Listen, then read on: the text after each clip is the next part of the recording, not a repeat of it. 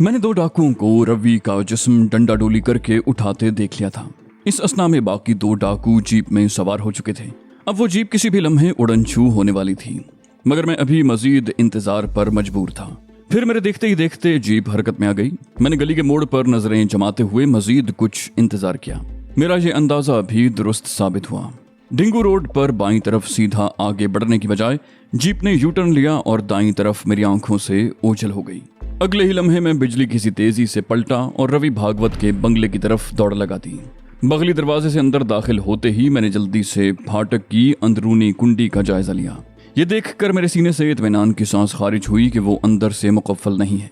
मैंने दीवानावार तेजी से कुंडी खोलकर फाटक के पार्ट अंदर की तरफ खोले और रवि भागवत की क्राइसलर गाड़ी की तरफ दौड़ लगा दी।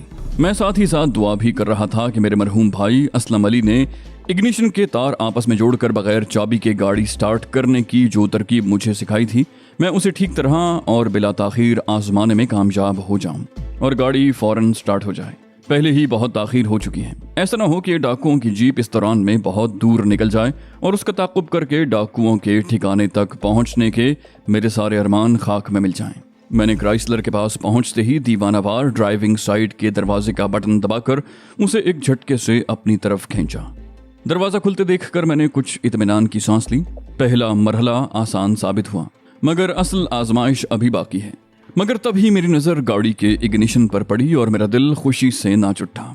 नाकाफी रोशनी के बावजूद मुझे इग्निशन में लगी चाबी बाआसानी नजर आ गई थी। मैं जल्दी से स्टीयरिंग के अकब में बैठा और अल्लाह का नाम लेकर इग्निशन में चाबी घुमा दी। शानदार गाड़ी ने हल्की सी झुरझुरी ली और इंजन जाग उठा।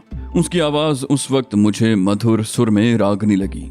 मैंने गाड़ी पहले गियर में डालते हुए स्टीयरिंग पर पांव का दबाव बढ़ाया। उसके साथ ही क्राइसलर हमवार अंदाज में आगे बढ़ी।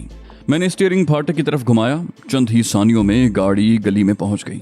वक्त तेजी से फिसल रहा था, लिहाजा मैं इंजन की मुमकिना घन गरज के नताइज नजरअंदाज करके यक्के बाद दीगरे वक्फे से गियर बदलने लगा और एक्सेलरेटर पर दबाव बढ़ाता चला गया। गाड़ी तूफानी रफ्तार से गली के सिरे पर पहुंची। मैंने गाड़ी का गियर उतारते हुए सिर्फ इस हद तक रफ्तार कम की कि जहाजी साइज गाड़ी मोड़ पर काबू से बाहर न होने पाए। कुछ ही देर के बाद ताकतवर इंजन वाली क्राइसलर ढिंगू रोड पर मरकजी शाहरा की तरफ दौड़ रही थी।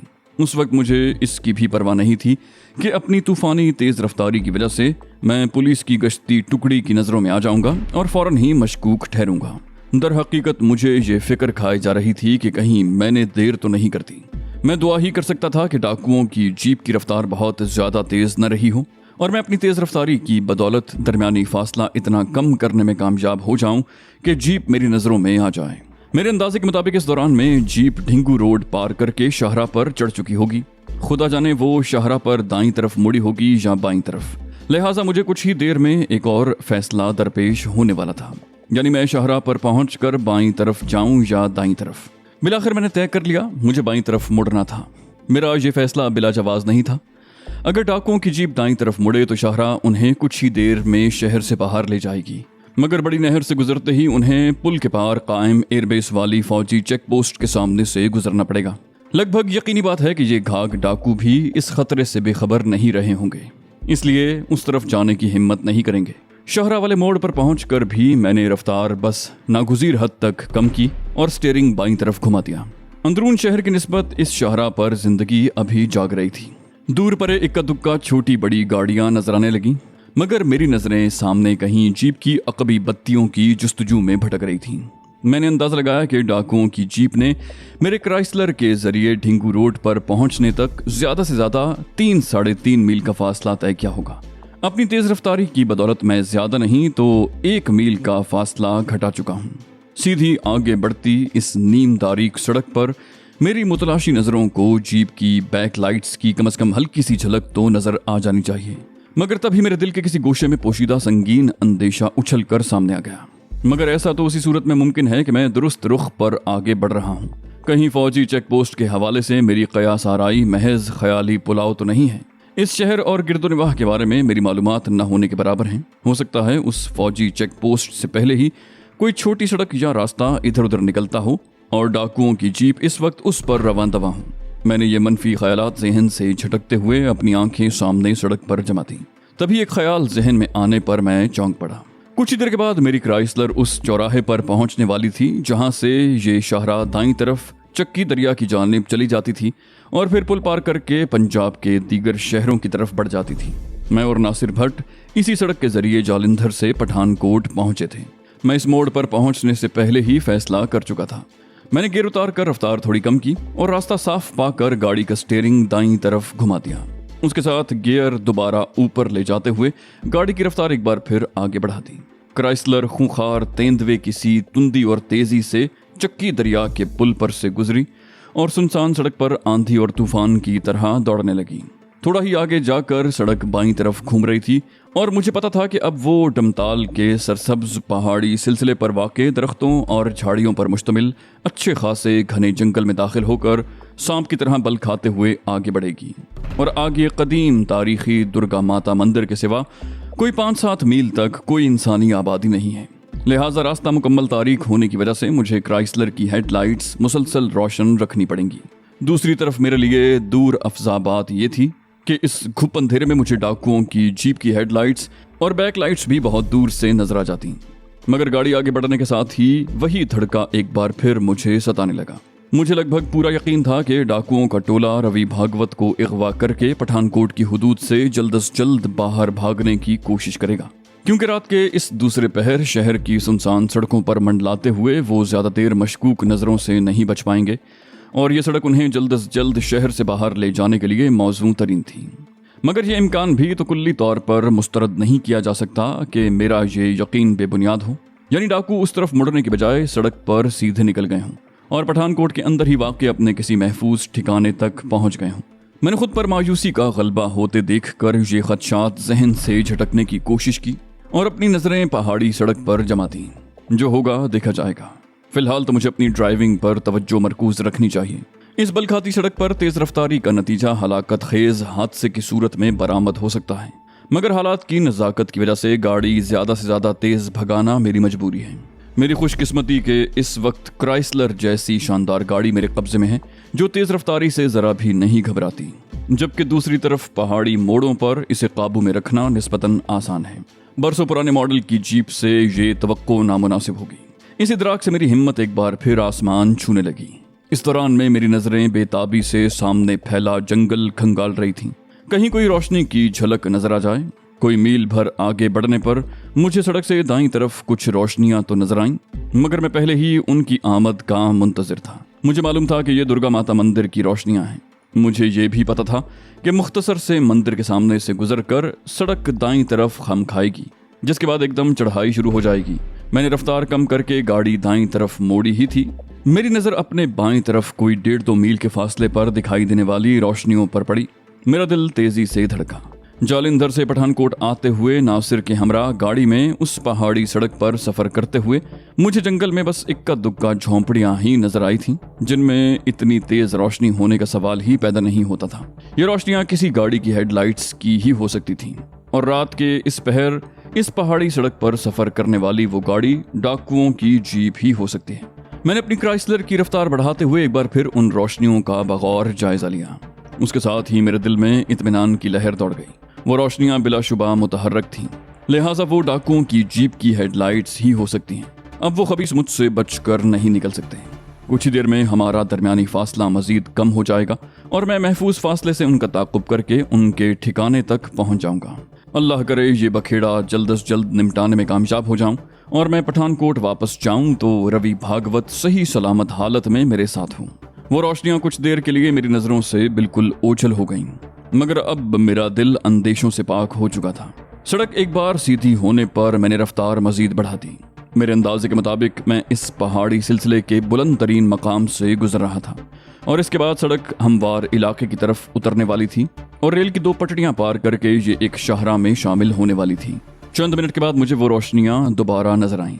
इस बार वो मेरी बाईं तरफ कदरे गहराई में नजर आई थीं और उनसे मेरी गाड़ी का दरमियाना फासला वाज़े तौर पर कम हो चुका था। इस दौरान में पहाड़ी की बुलंदी कम होने के साथ साथ जंगल भी छिदरा होता जा रहा था। फिर एक तवील खम खाकर सड़क लगभग सीधी आगे बढ़ने लगी। अब बुलंदी नुमाया तौर पर कम होती जा रही थी। जीप की रोशनियां अब कोई मील भर आगे मुसलसल नजर आ रही थीं। हेडलाइट्स का रुख सामने की तरफ होने की वजह से मुझे जीप एक धुंधले हयूले की शक्ल में नजर आ रही थी। मैं पहले ही क्राइसलर को काफी तेज रफ्तारी से भगा रहा था और मेरे अंदाजे के मुताबिक जीप से मेरा फासला मुसलसल कम हो रहा था। कुछ ही देर के बाद जंगल खत्म हो गया और सिर्फ झाड़ियों के झुंड सड़क के दोनों तरफ चलने लगे। सड़क अब लगभग हमवार हो चुकी थी। अब मुझे जीप की अकबी सुर्ख रोशनियों की झलक भी नजर आने लगी। ये देखकर मैंने गाड़ी की रफ्तार कम कर दी और अंदाजन निस्फ मील से कुछ कम फासला बरकरार रखकर जीप का ताकुब करने लगा। कुछ ही देर के बाद जीप रेलवे लाइन पर से गुजरी। मैंने अपनी रफ्तार मजीद कम कर ली ताकि जीप के शाहराह पर पहुंच जाने के कुछ देर बाद मैं अकब में पहुंचूं। मेरी छठी हिस्स बता रही थी कि किसी भी जल्दबाजी के नतीजे में मेरी गाड़ी डाकुओं की नजर में आ जाएगी और मेरे सारे किए कराए पर पानी फिर जाएगा। शाहराह पर पहुंचते ही मेरी तवक्को के ऐन मुताबिक जीप की रफ्तार तेज हो गई। तहम मैंने एक्सेलरेटर पर दबाव नहीं बढ़ाया। अब दोनों गाड़ियों के दरमियान फासला बढ़ने से भी मुझे कुछ ज्यादा फर्क न पड़ता। सीधी सड़क पर जीप बहुत दूर से भी नजरों से ओझल होने वाली नहीं थी। अब सड़क पर वक्फे वक्फे से छोटी बड़ी गाड़ियां नजर आ रही थीं। दोनों किनारों पर इक्का दुक्का बंद दुकानें और ढाबे दिखाई दिए। मेरे अंदाजे के मुताबिक अब जीप सड़क पर ज्यादा फासला तय नहीं कर सकती थी। रास्ते में कहीं पुलिस नाका आ जाता तो डाकुओं के लिए सख्त मुश्किल खड़ी हो जाती। मुझे इस मौके पर रवि भागवत की हालत पर तरस आ रहा था। इन बदबख्त डाकुओं ने उसे सख्त ज्यादती का निशाना बनाया था। पहले 1 लाख रुपया लूटने के लालच में उसकी हवेली पर यलगार की और उसे उसके वफादार मुलाजिमों समेत बहीमाना तशद्दुद का निशाना बनाया। बल्कि उसके दरबान की हालत से तो लग रहा था कि वो बेचारा जान से ही हाथ धो बैठा है। फिर हवेली से दौलत हाथ न लगने पर उन्होंने 1 लाख रुपए के बारे में रवि की जबान खुलवाने के लिए उसे जदोकोब किया और फिर शायद उसके मुतल्लिकीन से तावान की भारी रकम वसूल करने के लालच में उस गरीब को अगवा कर लिया और इंतहाई अबतर हालत में ले गए। खुदा जाने अब ये उसके साथ कैसा सलूक करने वाले हैं। उस बेचारे का बस यही कसूर है ना कि उसने इंजीनियरिंग की तालीम हासिल करने के बाद साल साल की कड़ी मेहनत से बिलाखिर एक खुशहाल जिंदगी हासिल कर ली। सच्ची बात यह है कि मैंने महज अपनी गर्दन बचाने के लिए रवि भागवत को उस जराइम पेशा टोले से छुड़ाकर वापस ले जाने का फैसला किया था, मगर अब मुझे उससे गहरी हमदर्दी भी महसूस हो रही थी।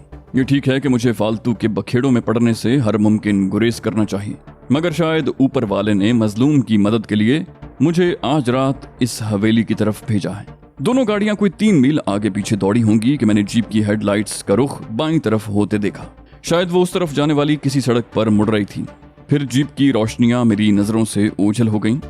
ये देखकर मैंने एक बार गाड़ी की रफ्तार में इजाफा करना शुरू कर दिया और कुछ ही देर में मेरी क्राइसलर लगभग 85-90 मील फी घंटा की रफ्तार से उड़ी जा रही थी। मैं शायद 1 मिनट से भी कम वक्त में वहां पहुंच गया जहां जीप गायब हुई थी। मैंने रफ्तार कम की तो वो छोटी सड़क बाईं तरफ जाती नजर आई जो आगे बढ़कर खम खाती हुई दरख्तों के दरमियान कहीं अंधेरे में गुम हो गई थी। सड़क के उस मोड़ पर 8-10 दुकानों पर मुश्तमिल एक छोटा सा बाजार था, मगर उस वक्त उन दुकानों में से कोई भी खुली हुई नहीं थी। मैंने क्राइसलर का स्टीयरिंग घुमाया और देहाती तर्ज की उस सड़क पर आगे बढ़ने लगा। दरख्तों की कतारों के दरमियान आगे बढ़ती वो सड़क नीम गोलाई में कोई 2 फरलांग आगे बढ़ने के बाद जैसे ही सीधी हुई, मुझे मील भर के फासले पर एक बार अपनी मतलूबा जीप आगे बढ़ती नजर आई। मैंने लम्हा भर में फैसला किया और अपनी गाड़ी की हेडलाइट्स बंद कर दी और रफ्तार कुछ बढ़ा दी, जिससे दोनों गाड़ियों का दरमियानी फासला लगभग आधा रह गया। इसकी बदौलत मुझे सड़क के पेचोखम से कबल इस वक्त खबरदार होने का मौका मिल रहा था। अलबत्ता सड़क पर जगह जगह मौजूद गड्ढों और कीचड़ को भुगतना मेरी मजबूरी थी। इस दौरान में हम सड़क के दोनों तरफ एक दूसरे से मुख्तलिफ फासले पर बेतरतीबी से बने कच्चे पक्के मकानों पर मुश्तमिल एक बस्ती से गुजर रहे थे। रात के इस पहर बस्ती पर मुकम्मल सन्नाटा गालिब था। अलबत्ता जीप के गुजरने से बेआराम होने वाले कुत्तों ने गुस्से भरी ललकारों से मेरा इस्तकबाल किया, मगर गाड़ी के साथ थोड़ी दूर भागने के बाद वो मायूस होकर पलट गए। फिर रफ्ता रफ्ता बस्ती के मकानात छदरे होते गए और सड़क बस्ती पीछे छोड़कर आगे बढ़ गई, मगर मुझसे कोई 2 फरलांग आगे दरख्तों में घिरी सड़क पर जीप अब भी आगे बढ़े चली जा रही थी।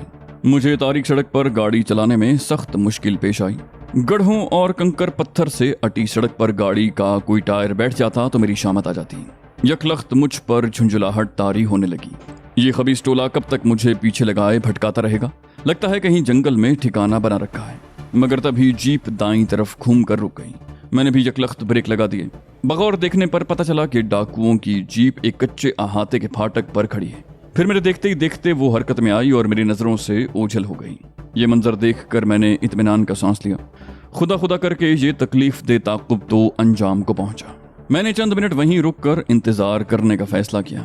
ये अलग बात है कि इतनी रात गए इस जंगल में ठहरना अपनी जगह एक सनसनीखेज तजुर्बा था। बज़ाहिर हर तरफ सन्नाटा था, मगर कभी करीब कभी दूर से सुनाई देने वाली झींगरों की झनकारें मुझे तसल्ली दे रही थीं कि मैं इस वीराने में तन्हा नहीं हूं। बिलाखिर मैंने गाड़ी गियर में डाली और आंखें फाड़ फाड़ कर सड़क पर अंदाजे से आगे बढ़ने लगा। उस वक्त मुझे क्राइसलर के नफीस लगभग बेआवाज इंजन पर प्यार आया। ताहम मैंने उस फाटक से अंदाजन 60-70 गज पहले गाड़ी रोक दी। मैंने इंजन बंद करने का सोचा, मगर फिर एक ख्याल आने पर मैं रुक गया। फिर मैंने गाड़ी का रुख वापसी के रास्ते की तरफ फेरने के कठिन इम्तिहान का आगाज किया और चंद बार गाड़ी सड़क से कीचड़ में उतरने और झाड़ियों में घुसने के बाद मैं कामयाब हो गया। चंद ही सानियों के बाद मैं खामोश कदमों से तारीकी में लिपटे फाटक की तरफ बढ़ रहा था। इस दौरान में मेरी नजरें लगभग 6-7 फुट बुलंद 4 दीवारी के अकब का जायजा ले रही थी। इस देहाती इलाके में वाक़ ये अहाता बज़ाहिर किसी जमींदार का डेरा ही हो सकता था, जिसे ये डाकुओं का टोला अपने ठिकाने के तौर पर इस्तेमाल कर रहा होगा। हो सकता है इस डेरे का मालिक ही उन डाकुओं का सरगना हो। करीब पहुंचकर मैंने बाहर से ही उस डेरे में वाक़े इमारत का जायजा लेने की एक बार फिर कोशिश की। जहां तक मैं दीवार के अकब में देख पा रहा था, मेरी तरफ वाली दीवार से दाईं तरफ कोई 50 गज हटकर एक बड़ी सी 2 मंजिला इमारत दिखाई दे रही थी। ताहम उसकी बनावट किसी रिवायती हवेली जैसी नहीं थी, बल्कि किसी फौजी बैरक से मुशाबे थी। उसके सामने वाले सपाट से हिस्से पर एक बड़ा सा कुमकुमा रोशन था। ताहम उसकी रोशनी 4 दीवारी से बाहर झांकने से कासिर थी। अगर इस इमारत के आसपास कोई 1 मंजिला इमारतें थीं भी, तो वो 4 दीवारी के अकब में मेरी नजरों से पोशीदा थीं। अलबत्ता अहाते के अंदर कुछ ज्यादा उजाला नहीं था, जिससे इर्द गिर्द मजीद कुमकुमों की गैर मौजूदगी की निशानदही होती थी। मुझे यकीन था कि अच्छे खासे गहरे अंधेरे में बिल्कुल करीब पहुंचने पर ही मुझे देखा जा सकेगा।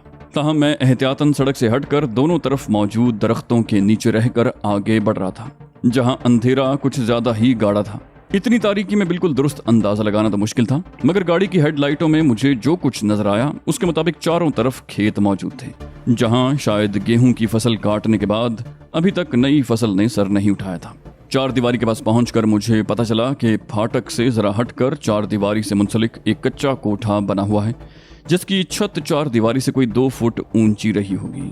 मैंने अंदाजा लगाया कि ये कोठा डाकुओं के इस ठिकाने के दरबानों के इस्तेमाल में रहता होगा, और डेरे के बाकी मकीन गाफिल भी हो जाते तो कम से कम इन दरबानों के सुबह तक बेदार रहने का कवी इम्कान था।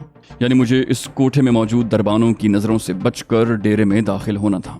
मगर फिर मैं एक और नतीजे पर पहुंच गया।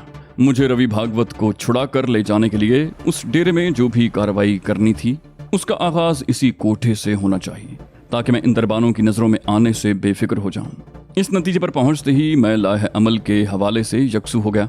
मैं उस वक्त बिल्कुल निहत्ता था। अगर मैं उस कोठे में तैनात दरबानों को मार गिराने में कामयाब हो जाऊं तो हथियारों का हाथ आना यकीनी बात है। इनमें से ही अपने मतलब का कोई हथियार मुझे अपनी असल कार्रवाई में इस्तेमाल करना है। दीवार के ऐन पास पहुंचकर मैंने अहाते के अंदर की सुनगुन लेने की कोशिश की, मगर मुझे कोई नुमाया आवाज सुनाई न दी। थोड़ी सी जोर आजमाई के बाद मैं दीवार के ऊपर पहुंच गया। उसके साथ ही मैं किसी की नजरों में आने से बचने के लिए दीवार पर सीने के बल लेट गया और गहरी नजरों से अहाते के अंदर का जायजा लेने लगा। मुझे पहली नजर में ही अंदाजा हो गया कि मेरा इब्तिदाई अंदाजा गलत है। इस अहाते में किसी जमींदार का डेरा नहीं था, बल्कि ये किसी किस्म का मतरूक कारखाना था, जिसे बंद हुए बज़ाहिर कई साल बीत चुके थे। मैंने बाहर से फौजी बैरक से मुशाबे जो इमारत देखी थी उससे कोई दुगने हजम की, मगर लगभग उसी साख्त की एक और इमारत सामने कोई 100-125 गज के फासले पर थी, मगर वो किसी भी किस्म की रोशनी से महरूम थी और पहले वाली इमारत की पेशानी पर नस्ब कुमकुमे की मौहूम सी रोशनी में आसेब ज़दा सी नजर आ रही थी। इन दोनों इमारतों के सामने मुख्तलिफ तरह का काठ कबाड़, एक नाकारा खस्ता हाल ट्रैक्टर और किसी चीज के दर्जनों गट्ठे इधर उधर बिखरे नजर आ रहे थे। ये मंजर देखकर मैंने इत्मीनान का एक गहरा सांस लिया। मेरे तज्जिये के मुताबिक इस वीरान सी जगह ज्यादा लोगों की मौजूदगी बैद इम्कान थी, जबकि मेरे जहन पर मुसलसल तारी ये अंदेशा भी टल गया था कि जमींदारों के डेरों पर अक्सर शिकार और चौकीदारी जैसे मकासद के लिए खौफनाक कुत्ते पाले जाते हैं, जो अंदर उतरते ही मेरा इस्तकबाल करेंगे। निस्फ दर्जन डाकुओं के मुकाबले में ऐसे 1 या 2 कुत्तों से निमटने का ख्याल मेरे लिए ज्यादा परेशान कुन था।